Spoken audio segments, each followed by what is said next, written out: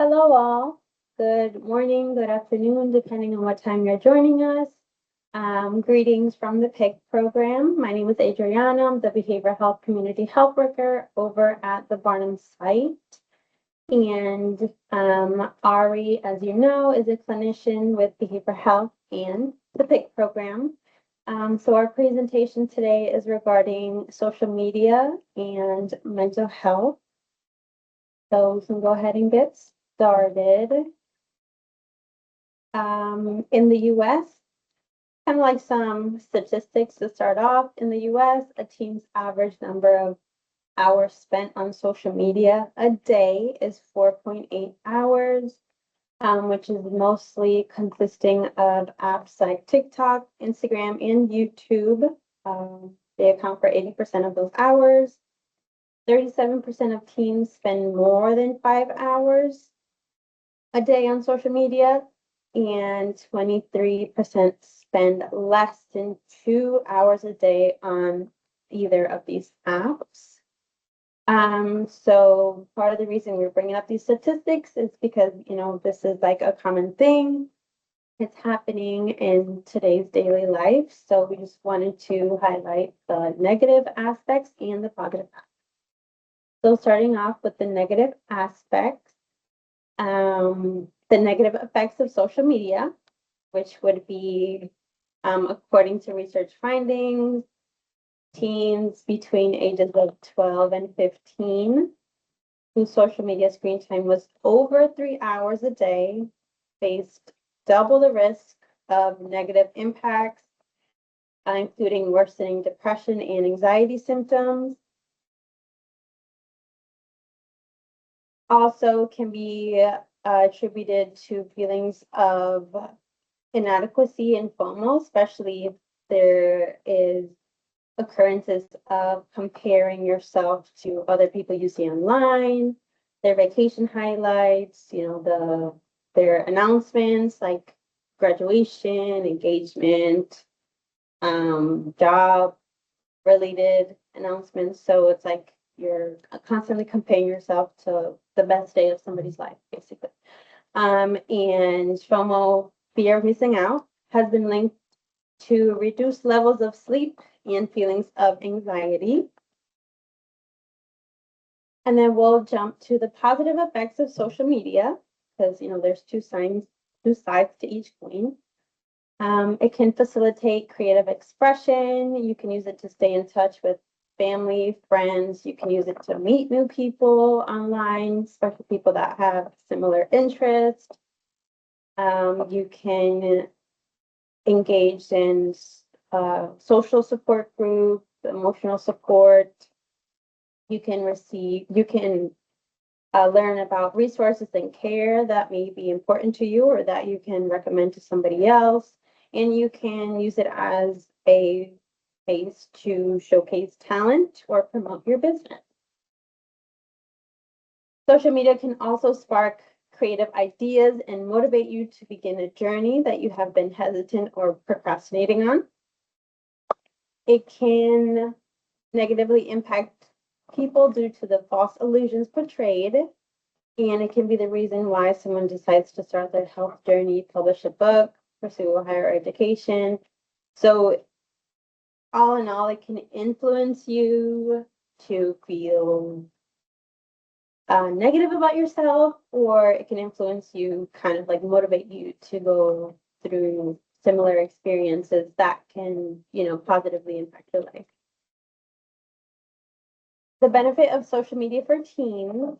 Adolescence is a critical time for self-discovery. They're going through stages of identity formation, kind of seeing where they come from, who they want to be.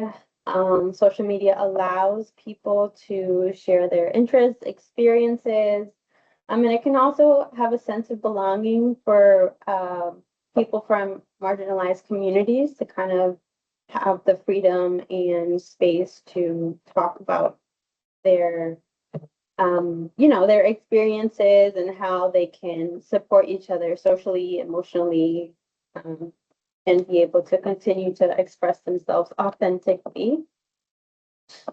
Here are some tips for practicing responsible and safe social media use to protect your mental health and well-being.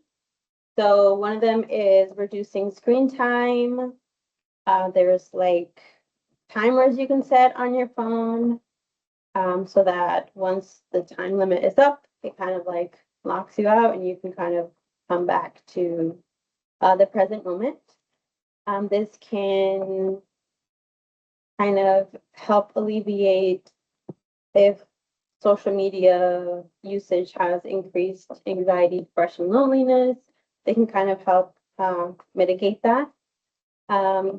Another thing could be building connection offline, making sure that you have time with your family members, friends. If you have a moment to reach out to someone that you know personally, maybe inviting them to go out together and spend time in like a physical place, that might help as well.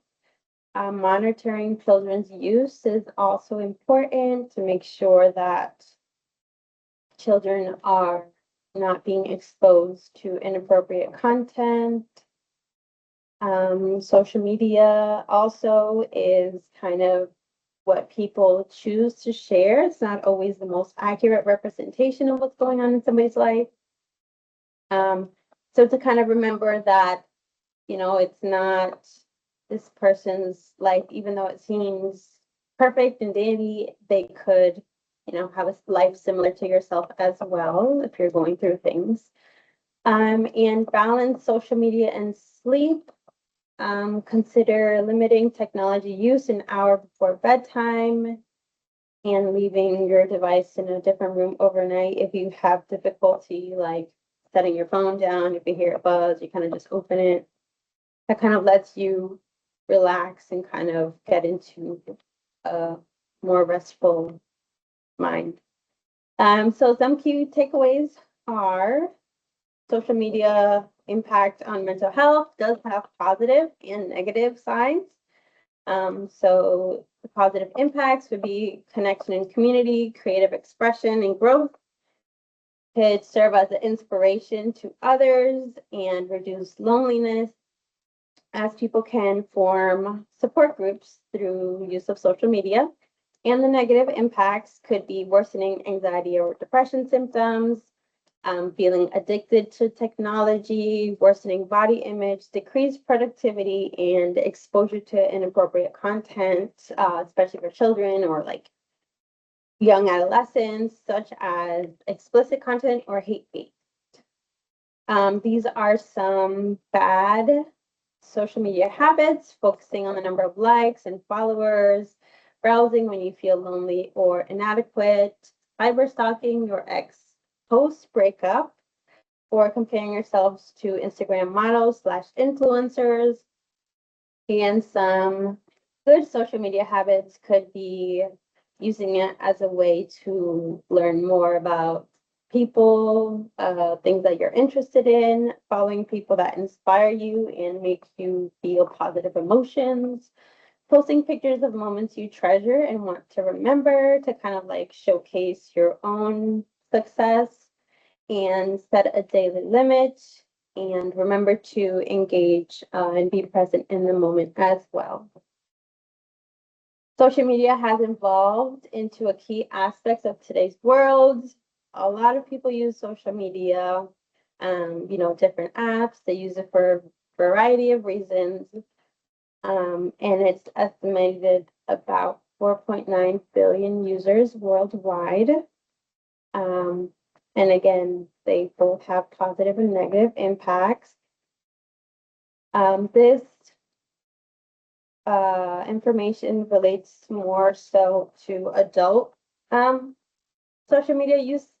I did find a study on that. So this information from here is from that study. It found that excessive and passive social media use can influence mood and contribute to loneliness. In contrast to purposeful use of social media has been linked to increased positive well-being, social support, and belonging. So it really depends on how you use it, the frequency in which you use it, and I guess the intention when you use it, how it can influence your overall well-being. And these are the references. Thank you for joining our little presentation. We hope you found the information helpful, useful. Hope you learned something new if you hadn't already known this information. And thank you, and have a great rest of the day.